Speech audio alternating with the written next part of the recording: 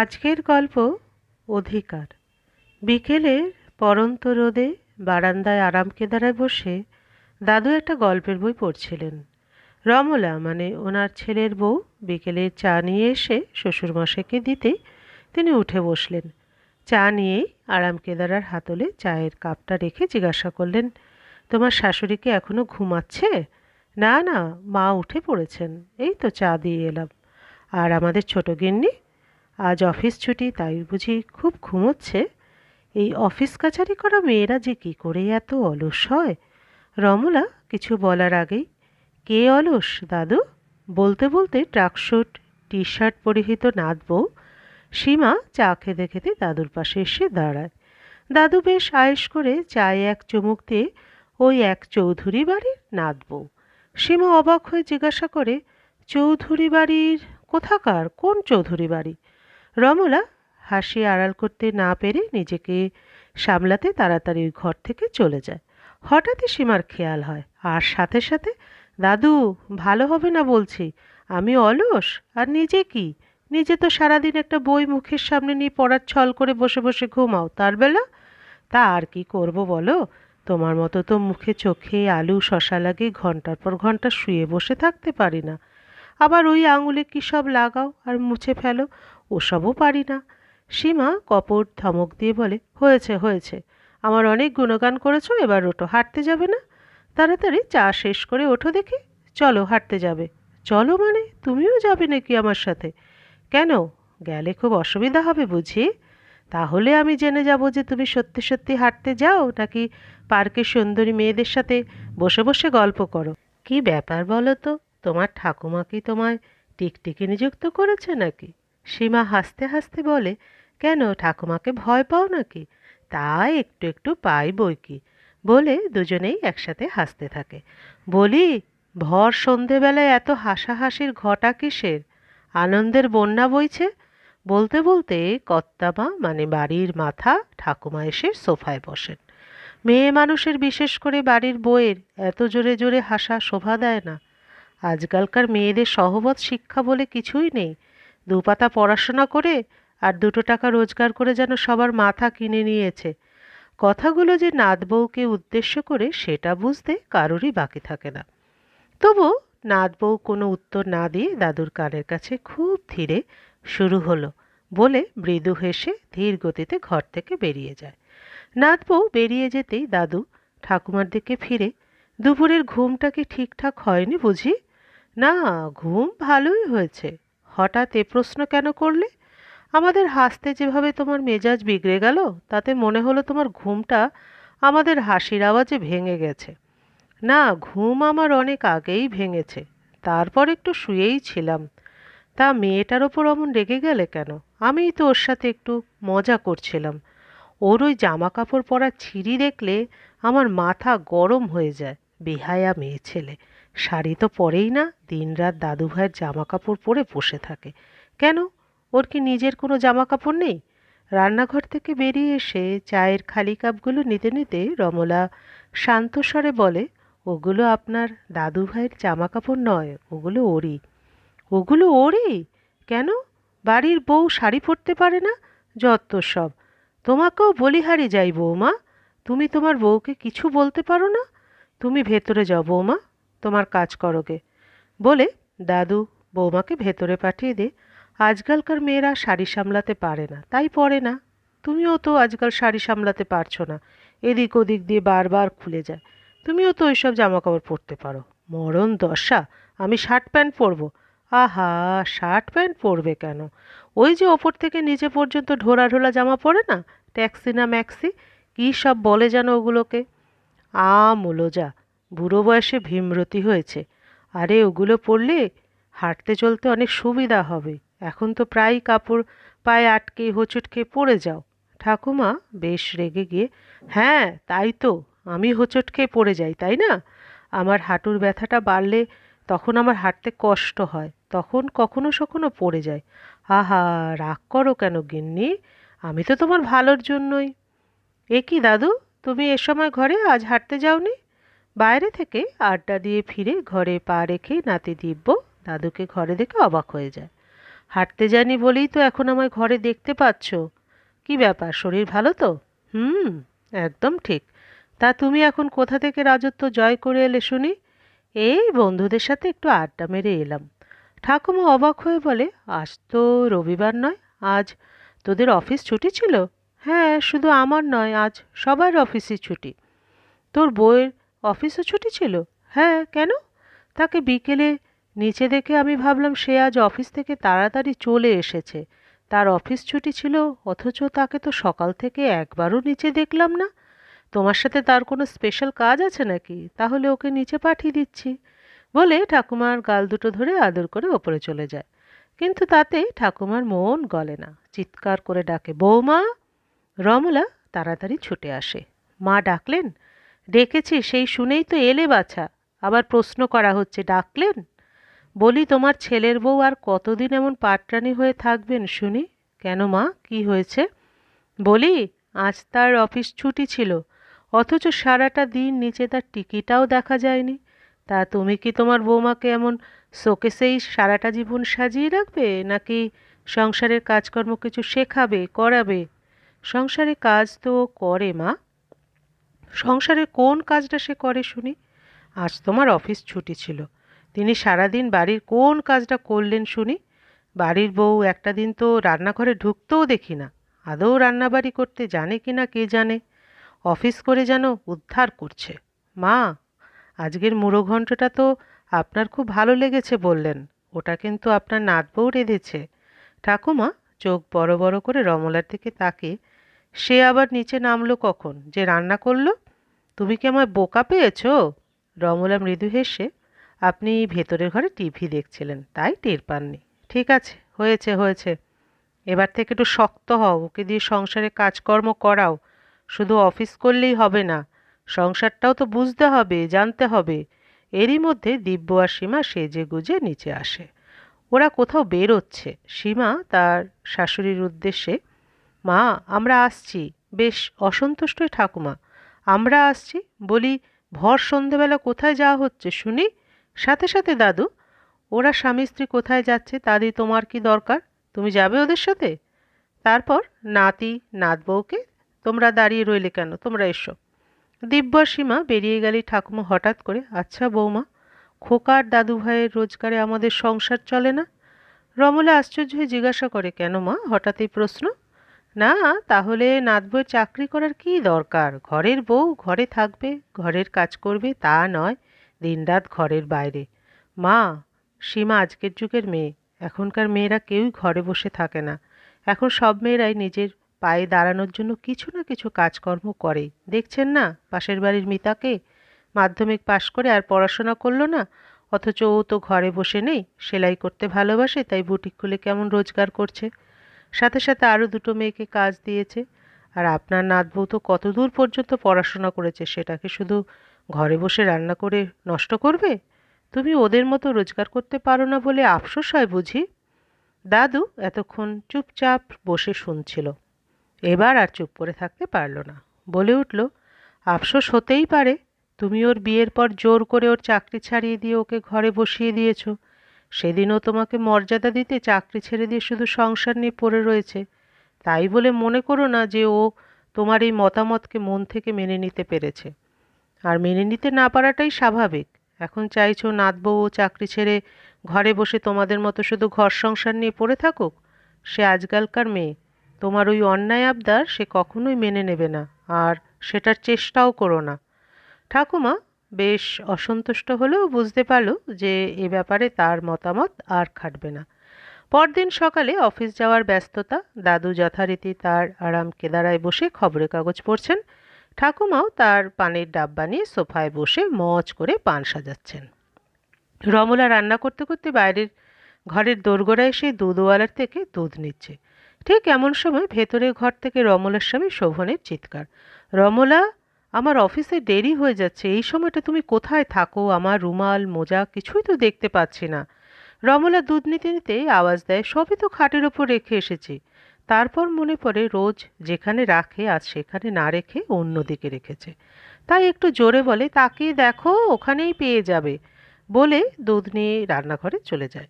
ইতিমধ্যে দিব্য আর সীমাও অফিস যাওয়ার প্রস্তুতি নিয়ে ওপর থেকে নিচে নেমে আসে। দিব্য সীমাকে জিজ্ঞাসা করে, আমার এটিএম কার্ডগুলো কাল বাইরে বার করে রেখেছিলাম, তুমি ওগুলো আমার পার্সে ভরে দিয়েছো তো? হ্যাঁ, দিয়েছি। আর আমার অফিসের ফাইলগুলো? ওগুলোও তোমার অফিসের ব্যাগে রেখে দিয়েছি। আচ্ছা, নিজের কাজগুলো নিজে গুছিয়ে করে নিতে পারো না? একগাল হেসে দিব্য বলে, তাহলে তুমি আছো কি করতে? খুব মজা না? সবসময় তোমার সব কাজ আমাকেই কেন করে দিতে হবে? তুমি তো কখনো আমার কোনো কাজ করে দাও না। এতক্ষণ ঠাকুমা একভাবে নাত বউকে দেখে যাচ্ছিলেন। এবার একখিলি পান মুখে দিয়ে, তোমার কাজ দাদুভাই কেন করে দেবে? স্ত্রীদের কর্তব্য স্বামীদের কাজ করে দেওয়া। দেখো না তোমার শাশুড়িকে, তোমার মাকে দেখোনি তোমার বাবার কাজ হাতে হাতে করে দিতে? ওগুলো তোমাদের যুগের নিয়ম, ওসব নিয়ম এখন চলে না। তোমার কি আনতে হবে সেটা বলো। জর্দা ফুরিয়ে গেছে তাই না? হ্যাঁ, তা তো ফুরিয়েছে, কিন্তু তুমি আনবে? থাক, দাদুভাই নিয়ে আসবে খন। তোমার দাদুভাই? একটু হেসে, বেশ তাই হোক, দেখি কেমন করে নিয়ে আসে। মা, আমরা আসছি। রমলা তাড়াতাড়ি রান্নাঘর থেকে বেরিয়ে এসে, দিব্য, তোকে মাসকাবারির লিস্টটা দিয়ে দেবো, দোকানে দিয়ে দিবি? তুমিও যেমন মা, ওকে দিলে সেটা কবে দোকানে পৌঁছবে তার ঠিক আছে? লিস্টটা আমি নিয়ে নিয়েছি। ইতিমধ্যে শোভনও অফিস যাবার জন্য তৈরি হয়ে এসে যায়। তিনজন একসাথে আমরা আসছি বলে বেরিয়ে যায়। রমলা দরজার সামনে দাঁড়িয়ে দু হাত কপালে ঠেকে দুগ্গা দুগ্গা করে যতক্ষণ দেখা যায় দাঁড়িয়ে থাকে। তারপর দরজা বন্ধ করে ঘরের ভেতর আসতেই দাদুর প্রশ্ন, বৌমা, দিদিভাইকে আনতে যাবার ঠিক কি হলো? দিয়া তো এখন আসতে পারবে না বাবা। কেন? এখনই তো আসার কথা ছিল। হ্যাঁ, কিন্তু ডাক্তার দিয়াকে বেড রেস্ট বলেছে, তাই ও আসতে পারছে না। এবার ঠাকুমা প্রায় তেড়ে ফুঁড়ে উঠলেন। এই হয়েছে আজকালকার ডাক্তারদের ন্যাকামো। আমাদের সময় আমরা বাচ্চা হবার আগে পর্যন্ত দুনিয়ার কাজকর্ম করেছি, আর এখন পোয়াতি হতে না হতেই ডাক্তার বেড রেস্ট বলে দেয়। বুঝি না বাপু, আজকালকার কী যে সব চিকিৎসার ছিরি। না মা, দিয়ার অনেক কমপ্লিকেশন আছে, তাই ডাক্তার বেড রেস্ট বলেছে।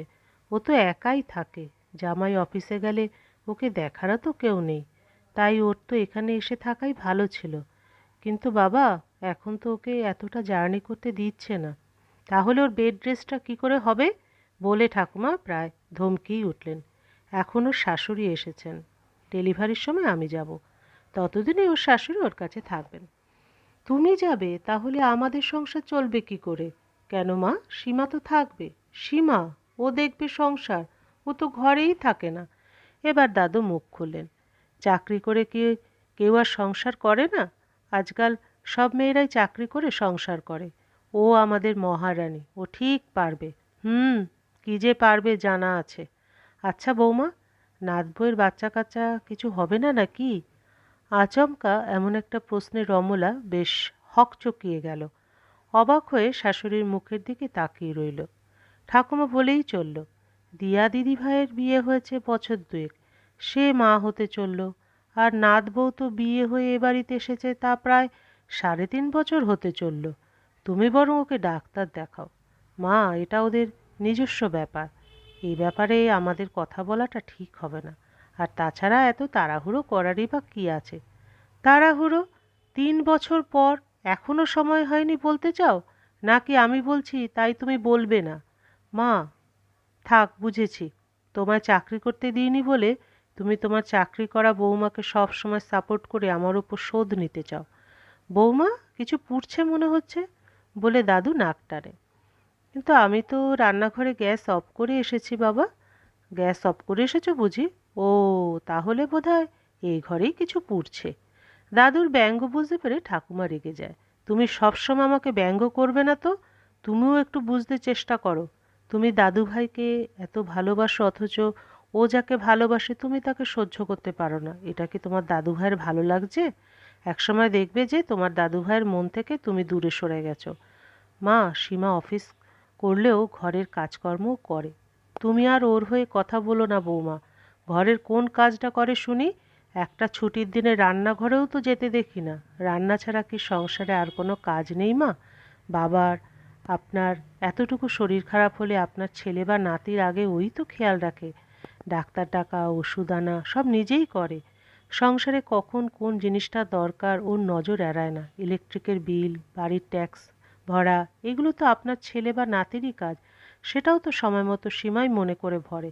বাড়ির রেশন, মাসকবারি জিনিস কোনো কিছুই তো আপনার ছেলে বা নাতি কখনো জিজ্ঞাসা পর্যন্ত করে না আনতে হবে কিনা। সেসব দায়িত্ব তো ও নিজেই পালন করে। তুমি শুধু শুধুই মহারানীর ওপর রাগ করো গিন্নি।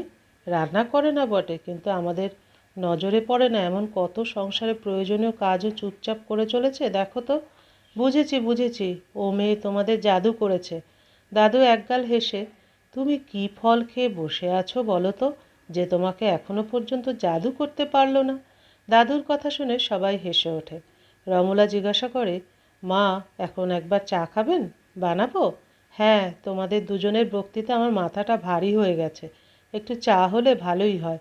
এইভাবেই সময় এগিয়ে চলে। সেদিন ছিল ঠাকুমার জন্মদিন। রাত্রে খাওয়া দাওয়া সারা হলে দিব্য ঠাকুমাকে জিজ্ঞাসা করে, কি ঠাকুমা, জন্মদিনের খাওয়া ঠিকঠাক ছিল তো? তোমার পছন্দ হয়েছে? হ্যাঁ, খুব ভালো ছিল। পায়েসটা আজ তোর মা দারুণ বানিয়েছিল। ওটা আমি বানাইনি মা, আজ পায়েস সীমা বানিয়েছে। সীমা?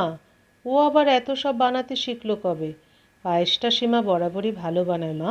ইতিমধ্যে সীমা দাদুর ওষুধ আর ঠাকুমার জন্য পান নিয়ে এসে, দাদু এই নাও তোমার ওষুধ বলে দাদুর হাতে ওষুধ আর জলের গ্লাস ধরিয়ে দেয়। দাদু ওষুধটা হাতে নিয়ে একভাবে সীমার দিকে তাকিয়ে থাকে। কি হলো, ওষুধটা খাও। আজ এত ভালো মন্দ খাওয়ার পর এই ওষুধটা না খেলেই নয়। আজ একটা দিন না হয় ওষুধ নাই খেলাম, কোনো কথা না বলে চুপচাপ ওষুধটা খেয়ে নাও। সীমার কাছে পার পাবে না জানাই ছিল, তাই দাদু অগত্যা বলে ওষুধটা খেয়ে জলের গ্লাস সীমার হাতে ফেরত দেয়। এবার সীমা ঠাকুমাকে পান দিয়ে, দিব্য, সামনের মাসে বাবা মার বিবাহবার্ষিকীটা এবার বাইরে কোথাও গিয়ে মানালে কেমন হয়? তুমিও পারো বৌমা। একটা অনুষ্ঠান শেষ হতে না হতেই আর একটার চিন্তা শুরু। হাসতে হাসতে শোভন বলল। উত্তরে সীমা বলল, অনেক দিন তোমরা কোথাও বাইরে যাওনি, মার তো কোথাও বেরোনোই হয় না, তাই ভাবছিলাম এই বেড়াতে যাওয়ার কথার মাঝে ঠাকুমা হঠাৎই, নাতবো, এই জর্দাটা কি নতুন? হ্যাঁ ঠাকুমা, কেন ভালো না? না, ভালোই। কোন দোকান থেকে এনেছ? দাদু অমনি ফুট কাটে, কেন তুমি যাবে সেই দোকানে জর্দা কিনতে? সীমা হাসতে হাসতে ঠাকুমার কাছে এগিয়ে গিয়ে জর্দার কৌটোটা ঠাকুমার হাতে দিয়ে, এই নাও, এটা তোমার জন্মদিনের উপহার। হ্যাঁ, ভালো কথা। দাদু ঠাকুমার তো পিসির কাছে যাবার কথা। দিব্য, তুমি কিন্তু টিকিটটা এখনই কেটে রেখো, তবে মা বাবার বিবাহবার্ষিকীর পরে যে কোনো তারিখে। শোভন বলে, আমাদের বিবাহবার্ষিকীর অনেক দেরি। দিব্য, তুই বরঞ্চ আগামী মাসের টিকিট করে তোর পিসিকে জানিয়ে দে যে টিকিট হয়ে গেছে। ও অনেক দিন ধরে অস্থির হয়ে আছে বাবা মা ওর কাছে কবে যাবে জানার জন্য। এমন সময় দিব্যর ফোনে একটা ফোন আসে। দিব্য কথা বলতে বলতে একটু দূরে চলে যায়, কিন্তু কথার কিছু আভাস এই ঘর থেকে পাওয়া যায়। সকলেই বুঝতে পারে কোথা থেকে ফোন এসেছে। দিব্য কথা শেষে ফোন বন্ধ করে ঘরে এলে দাদু জিজ্ঞাসা করে, কার ফোন ছিল, নাত জামাইয়ের? শোভন, কি বলল? সব ভালো তো? হঠাৎ এত রাতে ফোন করলো? রমলা অস্থির হয়ে, দিয়া ঠিক আছে তো? বলছি বলছি, দিয়া ঠিক আছে, কিন্তু একটা প্রবলেম হয়েছে। রজতের বাবা হঠাৎ অসুস্থ হয়ে পড়ায় মাসিমা মানে রজতের মাকে এখনই ফেরত চলে যেতে হবে। তাই রজত বলছিল মাকে যদি আমরা এখনই পাঠিয়ে দিতে পারি তাহলে খুব ভালো হয়। শোভন জানতে চায় রজতের বাবার কি হয়েছে। অত বিস্তারিত কথা হয়নি, শুধু মার এই মুহূর্তে ওখানে যাওয়া সম্ভব কিনা। শোভন রেগে যায়, বলে, কোনো কাণ্ডজ্ঞান নেই? মানুষটার কি হয়েছে, কতটা অসুস্থ, বাড়িতে না হাসপাতালে জিজ্ঞাসা করলে না? দাদু শোভনকে থামিয়ে দিয়ে বলে, শান্ত হও, ওগুলো তুমি কাল ফোন করে জেনে নিও। এখন বরং তোমাদের ওখানে যাবার কি করবে সেটা ভাবো। সীমা সাথে সাথে ফোন নিয়ে বসে যায়, বলে, আমি দেখছি। শোভন দিব্যকে বলে, তুমি কিন্তু বাবা মার তোমার পিসির ওখানে যাওয়ার ব্যবস্থাটা করে দিও। দাদু বলে, সে হবেক্ষণ, আমাদের যাওয়াটা অত জরুরি নয়। এরই মধ্যে সীমা বলে, কাল রাতে রিজার্ভেশন পাওয়া যাচ্ছে, এরপর 4 দিন সব ভর্তি, কোনো রিজার্ভেশন নেই। তোমরা 4 দিন বাদে যাবে নাকি কালকে টিকিটই করব? দাদুর মত অনুযায়ী পরের দিনেরই টিকিট করা হলো এবং তারপর সবাই শুতে চলে গেল। শোভন রমলাকে দিয়ার কাছে রেখে 2 দিন পরই ফেরত চলে এসেছে। তারপর দাদু ঠাকুমাও চলে গিয়েছে পিসির বাড়ি। এখন সীমার সংসার। একা হাতে সংসারে যাবতীয় কাজ সেরে অফিস, দোকান, বাজার সব সামলাচ্ছে। এমনই একটা সকালে সীমা যখন রান্নাঘরে রান্নায় ব্যস্ত, দিব্য নিচে এসেই, কি ব্যাপার, আজ এখনো চা পেলাম না? আজকের চাটা কি ভাতের সাথে খাবো? সীমা বেশ শান্ত হয়েই, একদিন খেয়েই দেখো কেমন লাগে। দিব্য অসন্তুষ্ট হয়ে বলে, মানে? সীমা হাতের কাজ সারতে সারতে বলে, বাবার তো সকাল থেকে দুবার চা খাওয়া হয়ে গেল, তোমার ঘুম না ভাঙলে আমি কি করতে পারি? বলে দিব্যকে এক কাপ চা দেয়। আমি ঘুমোচ্ছিলাম তো কি হয়েছে, ওপরে গিয়ে আমায় ডেকে চা দিয়ে আসতে পারোনি? রান্নাঘরে কাজ করতে করতে সীমা, সকালে আমার অত সময় হয় না। কী এমন কাজ করো যে কথায় কথায় বলো সময় হয় না? কি করি সেটা যদি চোখ থাকতো না দেখতে পাও তো কি করব বলো? দিব্য চা খেতে খেতে কাগজ পড়ছিল। ডোরবেল বাজতে সীমা রান্নাঘর থেকে বলে, দেখো না কে এসেছে। আমি পেপার পড়ছি, তুমি দেখো। আমি মাছ কাটছি, দুটো হাতই আটকা, প্লিজ দেখো না। দিব্য বিরক্ত হয়ে উঠে গিয়ে দরজা খোলে। পেপারের টাকা নিতে এসেছে। টেবিলের উপর রাখা আছে, দিয়ে দাও। দিব্য খুব বিরক্তি সহকারে পেপারে টাকাটা দিয়ে আবার কাগজ দিয়ে বসে। এমন সময় কলে জল নেই, পাম্পটা চালিয়ে দেবে? আমি পেপার পড়ছি, পারবো না। নিজে গিয়ে চালিয়ে এসো। সীমা বিরক্ত হয়, কোনো একটা কাজে সাহায্য চাইলে পাওয়া যায় না। বলতে বলতে রান্নাঘর থেকে বেরিয়ে গিয়ে পাম্প চালিয়ে আবার রান্নাঘরে চলে যায়। পেপার পড়তে পড়তে দিব্য, ঠাকুমা ঠিকই বলে, তোমার দ্বারা সংসারে কোনো কাজই হবে না। মা তো সব কাজ একা হাতেই করে, তোমার সব কাজে এত সাহায্য চাই কেন? মা সারাদিন ঘরে থেকেই সব কাজ করে। আমাকে সময়ের মধ্যে কাজ ছেড়ে অফিসে যেতে হবে। অফিস যেতে হবে তো যাও। বলে পেপারটা ছুঁড়ে ফেলে ওপরে চলে যায়। সীমা রান্না বসিয়ে বাইরের ঘরে এসে পেপারটা গুছিয়ে রাখে। সোফার চাদর টেবিল পরিষ্কার করে। এমন সময় দিব্য নিচে এসে বেশ রাগের সাথে, আমার একটা শার্ট প্যান্টও প্রেস করা নেই, আমি কি পরে অফিসে যাব? আজকের মতো একটা শার্ট প্যান্ট প্রেস করে নাও। আমি একদম সময় পাইনি, রবিবার সবগুলো প্রেস করে রাখবো। তোমার সময় হয় না তো দোকানে তো প্রেস করতে দিতে পারো, সেটা তো তুমিও করতে পারো। তোমার অফিস যাবার পথেই তো পড়ে দোকানটা। এইসব কাজগুলো এখন আমায় করতে হবে? সংসারের কোনো দায় দায়িত্বই ঠিক করে পালন করতে পারো না। সংসারটা কি আমার একার? আর কোন দায়িত্বটা আমি পালন করি না? দুধ নেওয়া, পাম্প চালানো, খাবার জল ভরা, পেপারওয়ালাকে পয়সা দেওয়া, জামা কাপড় প্রেস করা, এগুলো আমার কাজ? ইলেকট্রিকের বিল ভরা, বাড়ির ট্যাক্স ভরা, বাজার করা, দাদু ঠাকুমার ওষুধ আনা, এগুলোও তো তোমার কাজ নয়, তাই না? না, এগুলোও আজকাল মেয়েরাই করে, তাই বুঝি? তাহলে সংসারে ছেলেদের কাজ কি? শুধু খাওয়া, আড্ডা মারা আর হুকুম করা, তাই তো? সীমা, বড় বেশি কথা বলছো নাকি? এবার ধীরে ধীরে পরিস্থিতি বদলে ঝগড়া চরমে উঠতে থাকে। শুনতে খারাপ লাগছে, তাই না? অফিস তুমিও করো, আমিও করি। সারাদিন পর তুমি অফিস থেকে ফিরলে তোমার মুখের সামনে জল চা পেয়ে যাও। তুমি আয়েশ করে বসে চা খেতে খেতে টিভি দেখো। আর আমি অফিস থেকে ফিরেই রান্নাঘরে ঢুকে তোমার জন্য চা বানাতে হয়। এক গ্লাস জলও তো কখনো হাতে করে কেউ দেবার নেই। তারপর রান্না সেরে তোমার পরের দিনের অফিসে পরে যাবার জামা কাপড় প্রেস করে রাখতে হবে। তোমার খাওয়া হয়ে গেলে সেই বাসনগুলো নিয়ে রান্নাঘরে বেসিনে রাখতে হবে। অনেক ফালতু বকবক করছো, এবার থামবে? কেন, সত্যি কথাগুলো শুনতে খারাপ লাগছে? ফালতু কথা বন্ধ করে আমার একটা শার্ট প্যান্ট প্রেস করে দাও। অফিসে যেতে হবে, পারবো না, নিজে করে নাও। মানে? মানে আমার এখন সময় নেই, আমাকেও অফিসে যেতে হবে। আর আমার অফিসে যাবার নেই? আমি কি পরে যাব অফিসে?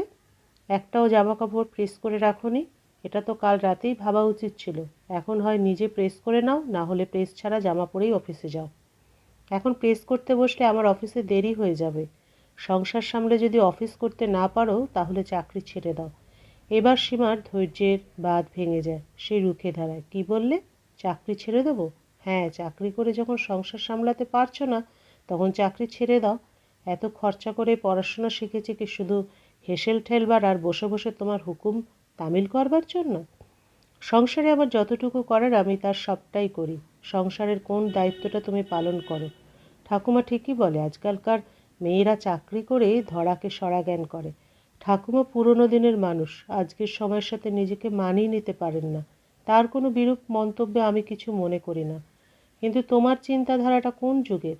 কোন যুগের মানে? আমি কি এ বাড়ির চাকর? তুমি আমায় হুকুম করবে জল ভরে দিতে, পাম্প চালাতে, এখন বলছো জামা কাপড় প্রেস করে নিতে? ঘরের ছোটোখাটো একটা দুটো কাজে সাহায্য করলে বাড়ির চাকর হয়ে যায় না। আর জামা কাপড় প্রেস করার মতো নিজের কাজ নিজেরই করে নেওয়া উচিত, এতে কেউ ছোট হয়ে যায় না। এটা কোনো অসম্মানেরও কাজ নয়। তোমার মার উচিত ছিল ছোটবেলা থেকে এসব নিজের কাজ নিজেকে করতে শেখানো। সীমার কথা শেষ হতে দেরি। দিব্য সীমার হাত ধরে এক টান দেয়। সীমা গিয়ে পড়ে টেবিলের ওপর। সীমার মাথায় চোট লাগে। সেদিকে কোনো ভ্রুক্ষেপ না করে দিব্য চিৎকার করে ওঠে, এত বড় স্পর্ধা তোমার! তুমি আমার মা তুলে কথা বলো! সীমা ধীরে উঠে দাঁড়ায়, তীক্ষ্ণ দৃষ্টিতে দিব্যর দিকে তাকায়। দিব্যর রাগ তখনও তুঙ্গে। সে কিছু বলতে যাচ্ছিল, সীমা হাতের ইশারায় তাকে থামিয়ে দিয়ে উপরের ঘরে চলে যায়। একটু পরে সীমা একটা সুটকেস আর পার্স নিয়ে নিচে নেমে আসলে দিব্য বুঝতে পারে সীমা ঘর ছেড়ে চলে যাচ্ছে। দিব্য সীমাকে অনুরোধ করে নেয়। জোর ফলিয়ে আটকাতে গেলে সীমা বলে, যে স্বামী স্ত্রীকে মর্যাদা দিতে জানে না তার সাথে ঘর করা যায় না। শোভন বেশ কিছুক্ষণ ধরে এদের ঝগড়া আড়াল থেকে দেখছিল। এবার সে সীমার উদ্দেশ্যে গম্ভীর আওয়াজে, দাঁড়াও বলে সীমার কাছে এগিয়ে গিয়ে সীমার হাত দুটো থেকে সুটকেসটা নিয়ে দিব্যর হাতে দিয়ে, এটা ওপরে রেখে এসো। দিব্য মন্ত্রমুগ্ধের মতো সুটকেসটা নিয়ে ওপরে চলে গেলে শোভন সীমার মাথায় হাত রেখে স্নেহের সাথে তাকে বলে, কোথায় যাচ্ছ? কেনই বা যাচ্ছ? সব সংসারে স্বামী স্ত্রীতে ঝগড়া হয়, তাই বলে কি ঘর ছেড়ে চলে যেতে হয়? এটা তোমার সংসার। এই সংসারে তোমার দিদি শাশুড়ি আর শাশুড়ির যতটা অধিকার, ঠিক ততটাই তোমারও অধিকার এই সংসারে। সামান্য একটা ভুল বোঝাবুঝির জন্য তুমি তোমার সংসার, তোমার অধিকার সব ছেড়ে দিয়ে চলে যাবে কেন? সীমা কিছু বলতে যাচ্ছিল। শোভন তাকে বলার সুযোগ না দিয়ে আদর করে নিয়ে এসে সোফায় বসায়। বলে, দেখো মা, সংসার আর বাস্তব দুটোই বড় কঠিন। যুগ আর সময়ের সাথে তাল মিলিয়ে নিজের অভ্যাস আর চিন্তাধারাকে বদলানো খুব একটা সহজ কাজ নয়। আজ তোমার শাশুড়ি খুব কষ্ট করে নিজের চিন্তাধারাকে সময়ের সাথে মানিয়ে নিয়ে তোমার প্রতি তোমার দিদি শাশুড়ির রাগ অসন্তোষের হাত থেকে সর্বদাই তোমাকে রক্ষা করেছে এবং সংসারটাকে আগলে রাখার চেষ্টা করছে। কিন্তু একসময় যখন সে তার ছেলেকে মানুষ করেছে, তখন তার পুরনো অভিজ্ঞতা, যেভাবে তার মাকে দেখেছে তার ভাইকে মানুষ করতে, সেই পুরনো দিনের পুত্র স্নেহে তার সমস্ত কাজ হাতে হাতে করে দিয়ে সে তার ছেলেকে বড় করেছে এবং আজকের যুগের অনুপযুক্ত করে তুলেছে। নিজের কাজ নিজে করে নেওয়া উচিত এবং সেটা যে অসম্মানের নয়, সেই মূল্যবান শিক্ষাটা দিতে ভুলে গিয়েছিল। তুমি তো তোমার শাশুড়িকে খুব শ্রদ্ধা করো, ভালোবাসো। সেই ভালোবাসার শ্রদ্ধা দিয়ে তার এই ভুলটাকে তুমি ক্ষমা করে দিতে পারো না? সীমা অবাক বিস্ময়ে শোভনের দিকে তাকায়। শোভন আবার বলে, তুমি আজকের যুগের মেয়ে। একটা সময় আসবে যখন তুমি পুরনো যুগের হয়ে যাবে। তখন দেখবে সময়ের ব্যবধানে এমন কিছু পরিবর্তন আসবে যেগুলো মেনে নিতে তোমারও কষ্ট হবে, কিন্তু সংসারের শান্তি বজায় রাখতে তোমায় তখন এই সব পরিবর্তনকে মেনে নিতে হবে। সীমা কোনো কথা বলে না, শোভনের দিকে তাকিয়ে তার কথা শোনে। দেখো মা, শোভন আবার বলতে শুরু করে, কোনো কিছু ভাঙতে বা নষ্ট করতে বেশি সময় লাগে না, কিন্তু কিছু করতে বা গড়া জিনিসকে সুন্দর করে ধরে রাখতে ধৈর্য, প্রচেষ্টার সময়ের প্রয়োজন। সীমা চোখ নামিয়ে নেয়, শোভনের কথাগুলো উপলব্ধি করার চেষ্টা করে। আমি জানি তোমার সেই ধৈর্য আছে আর তুমি পারবে। সব রাগ অভিমান ভুলে তুমি দিব্যকে তোমার মনের মতো করে এই সময়ের উপযুক্ত করে তৈরি করে নাও। অধিকার কেউ দেয় না মা, কেড়ে নিতে হয়। এই সংসার এখন তোমার, এখানে তোমার সম্পূর্ণ অধিকার আছে। সীমা চোখ তুলে শোভনের মুখের দিকে তাকায়। আমি আশীর্বাদ করছি তুমি সফল হবে বলে শোভন নিজের ঘরে চলে যেতে গিয়ে দেখে দিব্য দরজার আড়ালে দাঁড়িয়ে আছে। দিব্যকে ভেতরে যাওয়ার ইশারা করে শোভন নিজের ঘরে চলে যায়। দিব্য ধীরে ধীরে সীমার কাছে এসে পেছন থেকে তার কাঁধে একটা হাত রাখে। সীমা উঠে দাঁড়ায়। দিব্য তাকে নিজের দিকে টেনে নেয়। সব ভুলে নতুন করে শুরু করা যায় না। সীমা দিব্যর বুকে মুখ গুজে কেঁদে নিজেকে হালকা করে। গল্পের সমাপ্তি এখানেই। আবার দেখা হবে পরবর্তী আরেকটি গল্পের সাথে।